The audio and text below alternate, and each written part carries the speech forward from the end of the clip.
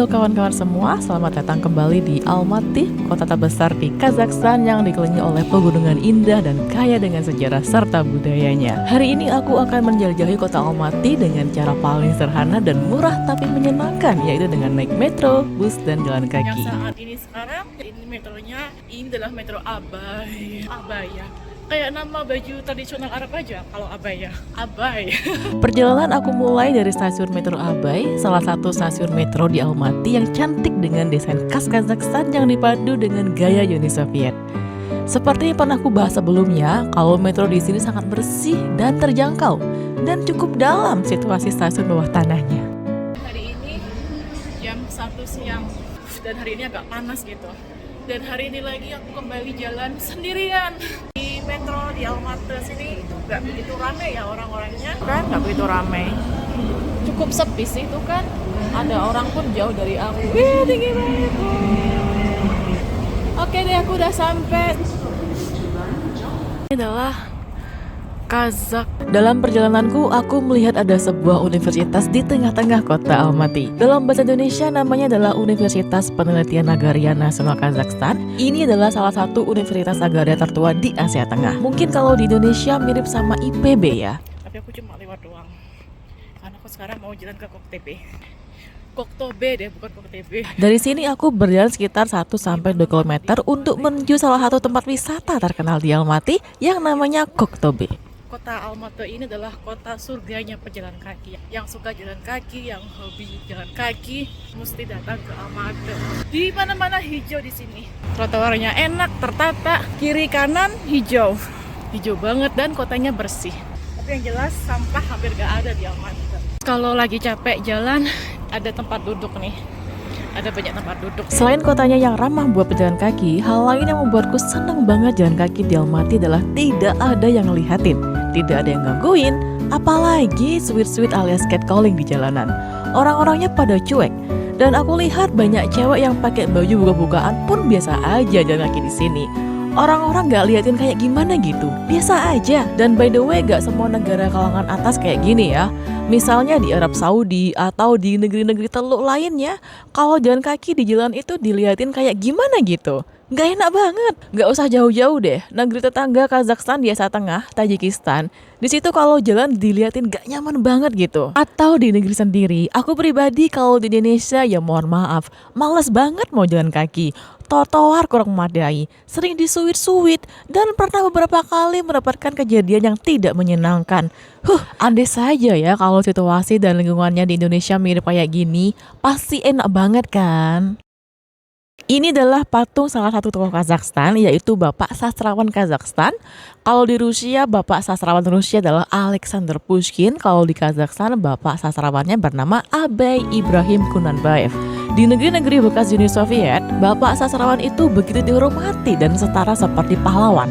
Bahkan nama sastrawan sering diabadikan dan jadikan patung sebagai tanda penghormatan. Misalnya Bapak sastrawan Kazakhstan ini yang bernama Abay, namanya diabadikan sebagai nama wilayah, institusi pendidikan, jalan, monumen, dan juga nama metro di Almaty. Abay Ibrahim Kunanbayev 1845-1904. Oh, makanya metronya tadi bernama Abay ya, dan di dekat stasiun ada patung Abay. Di negeri-negeri bekas Asia Tengah, Bapak sastrawan dianggap sebagai tokoh pahlawan penting dalam sejarah, budaya, pemikir nasional, dan sastra nasional, serta menjadi simbol identitas nasional. Salah satu pesan sastra dari Bapak sastrawan Kazakh ini adalah pentingnya menghargai budaya lokal sambil terbuka terhadap pengaruh global. Ini perlu banget dicontoh sih. Jadi ya jangan sampai lah budaya nasional kita, misalnya lagu Rasa Sayangnya terus tergantikan oleh lagu Ya Toiba. Ternyata rame. Ini aku sudah sampai di Koktobe, antriannya lumayan panjang di sini. Nampak orang-orang rela berjajaran mengantri demi naik biang lala. Mati street food. Ini aku cuy. Dan ini ngantri dulu di sini cuy. Aduh, ternyata rame juga di sini. Nah, itu kan ini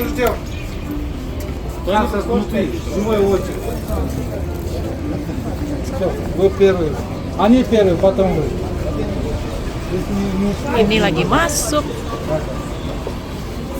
Проходим дальше. Дверь кассы работает. Ребята, возле порога не стоим. Дальше проход, 2 кассы работают. 2 кассы работают. Заходим сразу. Wih, harganya.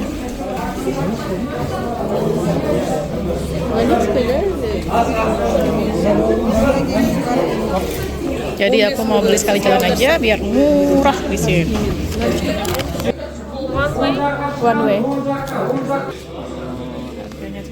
Harganya 3,5 ya berarti kawan. Harganya 3,5. Nah ini dia. Harganya 3,5 one way. Jadi aku turunnya jalan kaki aja. Dan ini adalah tempat masuknya. Untuk harga tiket dewasa, sekali jalan harganya 3,5 tenge. Untuk pulang pergi harganya 6.000 tenge. Aku pilih one way dan nantinya turunnya mau pakai jalan kaki. Tidak ada nomor untuk naik biang lala. Jadi asal naik sesuai antrian aja. Ya berhubung diriku jalan sendirian, ya aku asal ngikutin orang di dalam biang lala. Ini ya antriannya. Он жаққа шыға беріңіздер, он жаққа шыға беріңіздер. Он жақта бар орын. Jadi harganya 3,5 tenge KZT. Ikut tikus hari ini berarti harganya Rp120.000.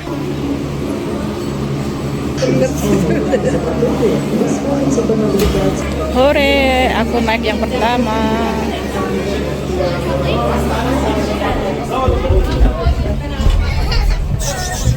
Buset, aku nggak tahu siapa ini. Begitu duduk di biang lala, perjalanan dimulai.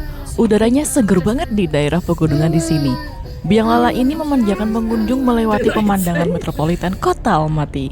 Di setiap sudut mata memandang, pengunjung disuguhkan pemandangan spektakuler dari gedung-gedung tinggi Almaty hingga hijau pepohonan yang membentang di kaki gunung. Semakin tinggi naik, semakin luar biasa pemandangannya. Dengan udara yang segar dan tenang, perjalanan ini menjadi momen refleksi sekaligus untuk menikmati keindahan kota dan alam di Almaty. Cuma ada satu hal pengalaman naik biang lala bersama orang-orang di sini, yaitu bau ketek. Yang di sini baunya nggak enak. Aduh, bikin pusing deh.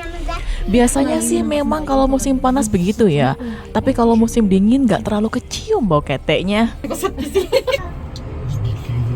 Miyaki tunggu so tuh gitu sih. Wih, hijau banget ya. Mantep, jalannya bagus.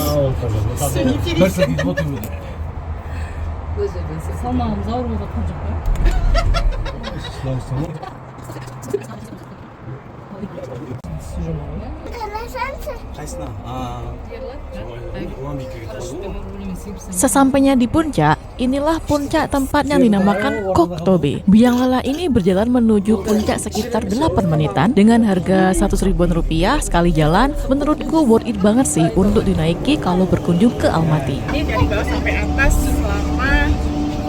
selama 8 menit. Udah selesai. Kita lihat di situ ada apa ya dari atas, pemandangan Almaty dari atas. Dari sini bisa melihat pemandangan kota Almaty dari atas bukit. Koktobe sendiri adalah salah satu destinasi wisata terkenal di Almaty yang Dari sini selalu bisa lihat ramai Almaty dikunjungi dari oleh atas. turis. Tempat ini merupakan bukit yang terletak di ketinggian 1.100 meter di atas permukaan laut, menawarkan pemandangan indah kota Almaty serta pegunungan Tian Shan di sekitarnya. Jadi aku udah sampai di atas Almaty, tepatnya di Koktobe. Koktobe sering dianggap sebagai ikon pariwisata Almaty karena perpaduan antara keindahan alam, aktivitas wisatanya, dan suasananya yang indah. Almaty dari atas.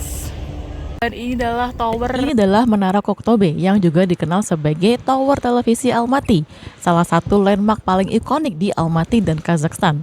Menara yang berdiri megah di Koktobe tingginya ini mencapai 370 meter. Wah, cukup tinggi. Kerennya, menara ini adalah salah satu Ini menara sambil tertinggi di jalan, dunia sambil untuk lihat kategori menara yang tidak memiliki dek observasi. Kayaknya cukup itu aja deh. Naik terus pergi sambil lihat-lihat, sambil jalan sambil lihat.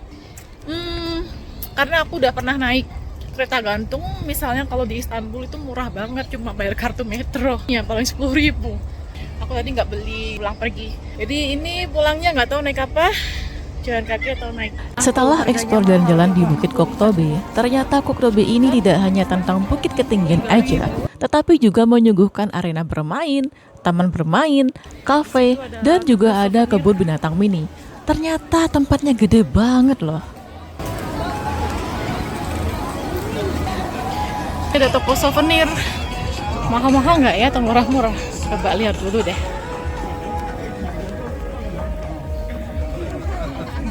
Oke lah, kayak gini harganya 500.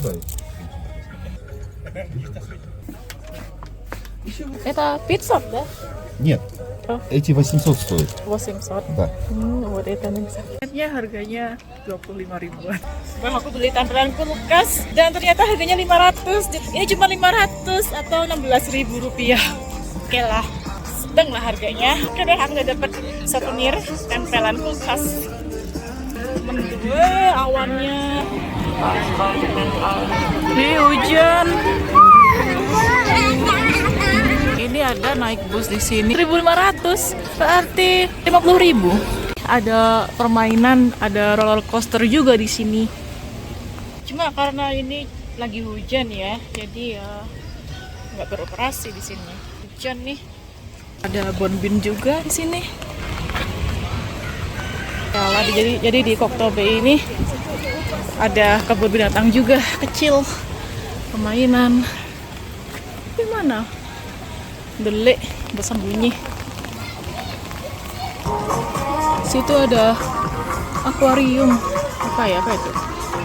Bukan apa itu, nggak tahu, males. Walah, nggak tahu tempat apa, foto-foto. Nah, depanku ada buat foto-foto. Iya. Embun banget sih. Hari ini di Almaty berembun banget. Jadi ini Taman Koktobenya gede ya, luas, besar, naik turun. Daripada buang duit bayar 50.000 rupiah untuk naik bus, aku memutuskan turun bukit Koktobe ini dengan jalan kaki. Ngasal jalan dengan lihat peta online sih. Dan juga sekalian jalan-jalan turun gunung gitu sambil lihat-lihat pemandangan sekitar bukit Koktobe. Sambil jalan-jalan, cuma hujan nih. Merasakan udara segar. Istilahnya hiking, tapi hikingnya ini turun jauh. Apalagi udaranya seger banget di sini sambil jalan santai gitu loh. Hanya saja saking luasnya Koktobe ini, jadi untuk pertama kali agak membingungkan sih untuk nyari jalan keluar ke bawah. Tapi ya selanjutnya tinggal ikuti jalur bus aja yang turun di sini. Dan untungnya aku sudah sedia payung. Untung aja hujannya nggak deras-deras amat. Di Almaty pada musim panas memang cenderung sering turun hujan.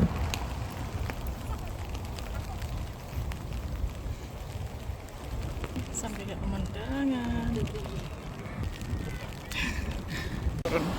Iya. Aku pikir aku cuma jalan sendirian turun mendaki bukit. Oh, ternyata tidak. Wah, ada kumpulan anak-anak Kazakhstan nih yang sedang naik ke Bukit Koktobe tanpa menggunakan kereta gantung. Nampaknya ini merupakan bagian dari acara kegiatan sekolah. Wah, sambil liatin wajah asli bocil-bocil Kazakhstan nih. Si bocil-bocil semangat banget mereka naik ke puncak. Seperti inilah wajah asli penduduk Kazakhstan saat masih bocil.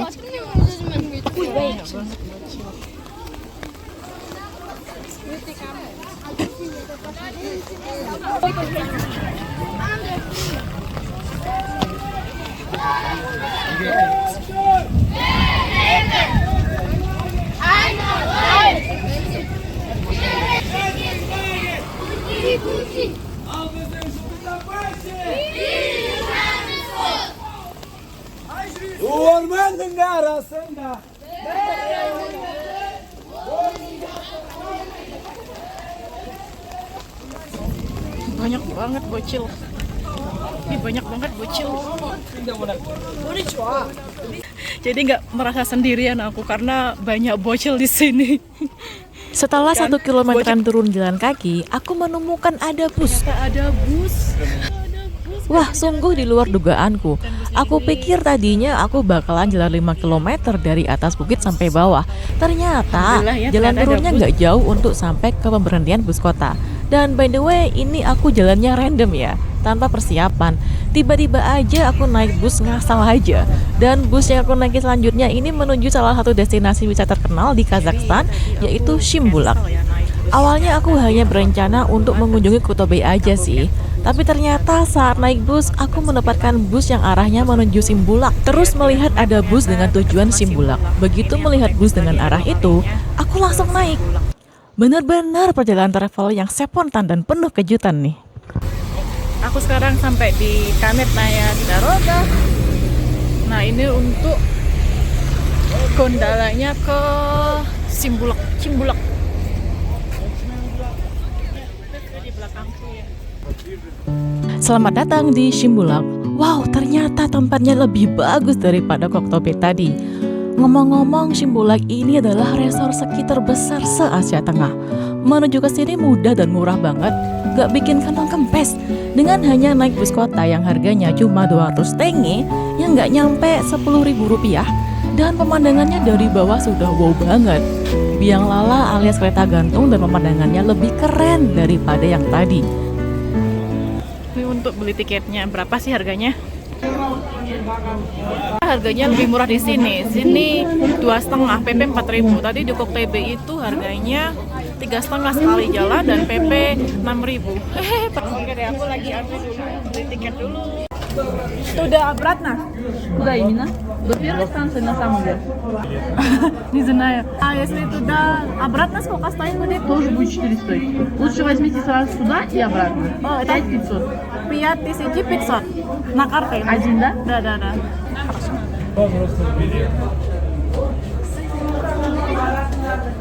Aku udah beli nih 5,5 tenge, berarti kurang lebih 6 kali 3 180.000 untuk PP ya. Yaudah deh, aku naik dulu dari sini.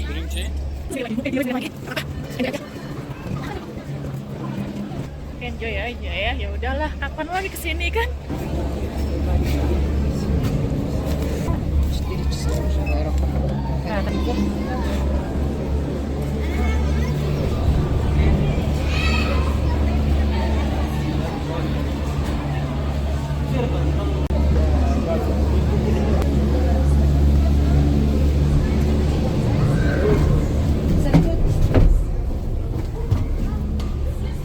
Iya, aku udah naik seharga 5,5 di sini.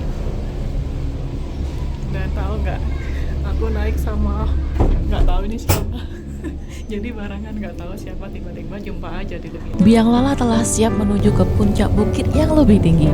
Kereta gantung ini memiliki panjang lebih dari 4 km yang merupakan salah satu jalur gondola terpanjang di Asia Tengah. Kereta gantung Cimbulak ini menghubungkan lembah Meidao dengan resort ski di atas. Pemandangannya sungguh menakjubkan. Pengunjung menikmati biang lala sambil melewati panorama hijau, hutan pinus, dan melihat kota Almaty dari kejauhan. Untuk diketahui, ada 3 stasiun utama untuk pemberhentian kereta gantung ini. Yang pertama, stasiun Meidao dengan ketinggian 1000-an meter yang merupakan titik awal perjalanan. Yang kedua adalah stasiun nomor 10 dengan ketinggian 2000-an meter yang merupakan titik tengah.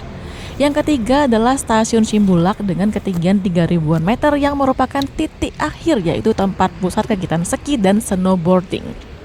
Aku sendiri sih sampai stasiun kedua atau nomor 10 saja karena tidak main ke tempat ski atau snowboarding. Gak rugi naik kesini walaupun sendirian. Review aku mengenai kereta gantung, aku rasa kabinnya cukup aman dan nyaman.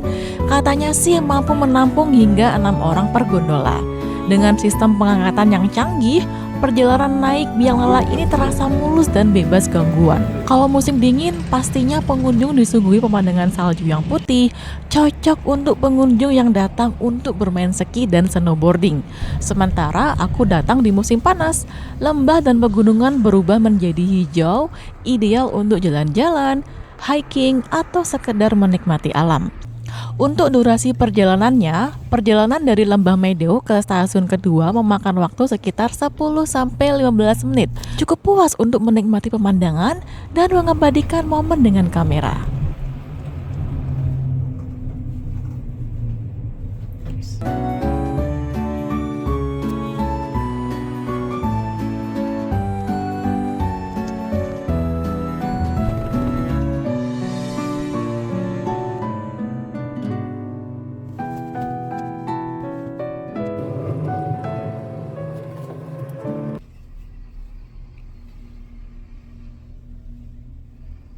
Sampai juga nih di stasiun kedua yang bernama Stasiun 10 yang berada di ketinggian 2000-an meter. Puas banget sih rasanya naik biang lala selama 10 menitan lebih. Udaranya di sini semerbak seger banget. Syukurlah cuacanya nggak lagi hujan seperti saat masih di daerah Koktobe tadi. Jadi bisa jalan-jalan dengan leluasa deh. Nampak kulihat ada banyak turis dari berbagai negara yang main ke sini. Family photo. Спасибо, потом посмотрю. Do you want take drone set?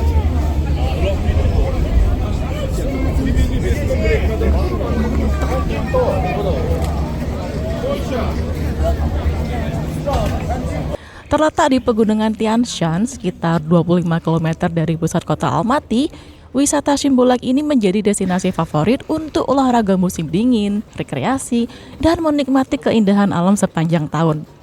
Kalau musim dingin, Simbulak ini tertutupi oleh salju. Berhubung ini musim panas, jadi pemandangannya hijau semua.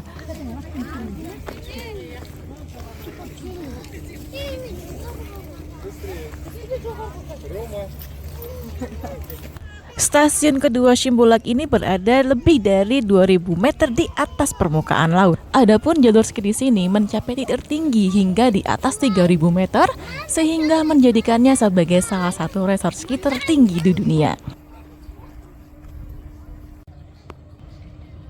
Dan ini adalah gondola kedua untuk menuju ke stasiun ketiga atau stasiun ski Simbulak. Untuk naik ke atas sana hanya nambah ongkos yang tidak sampai Rp50.000 karena jaraknya tidak terlalu tinggi.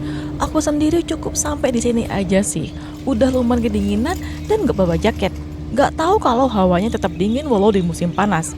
Dengan pemandangan seperti ini, Simbulak seringkali disebut sebagai Swiss-nya Asia Tengah karena memiliki karakteristik yang mirip dengan resort ski terkenal di Swiss, terutama dari sisi pemandangan alamnya.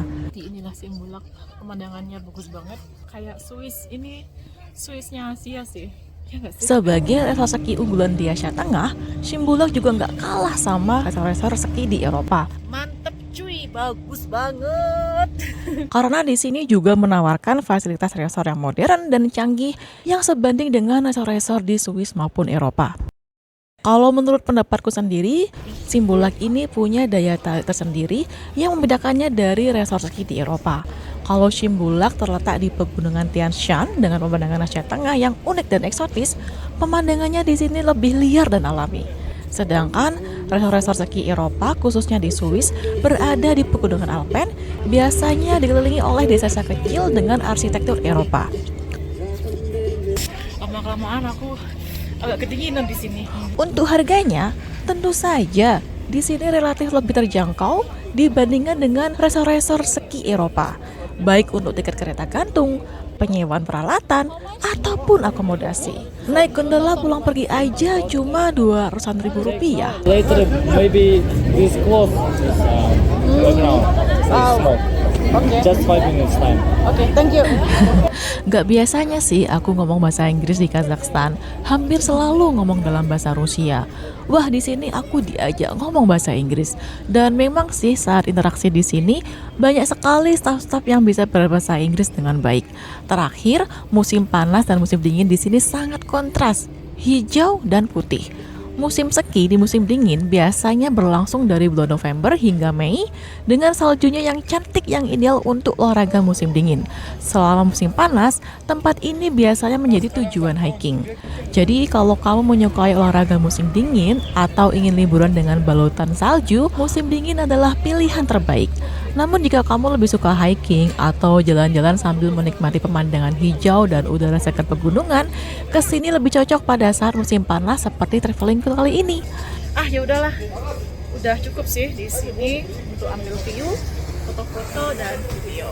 Jadi sekali lagi kalau mau ke Kazakhstan di Almaty harus ke Simbulak sih, karena view-nya emang bagus banget. Mungkin ini ya yang dinamakan Swiss-nya Asia Tengah. Summer di sini aja udah cukup dingin sih, apalagi winter.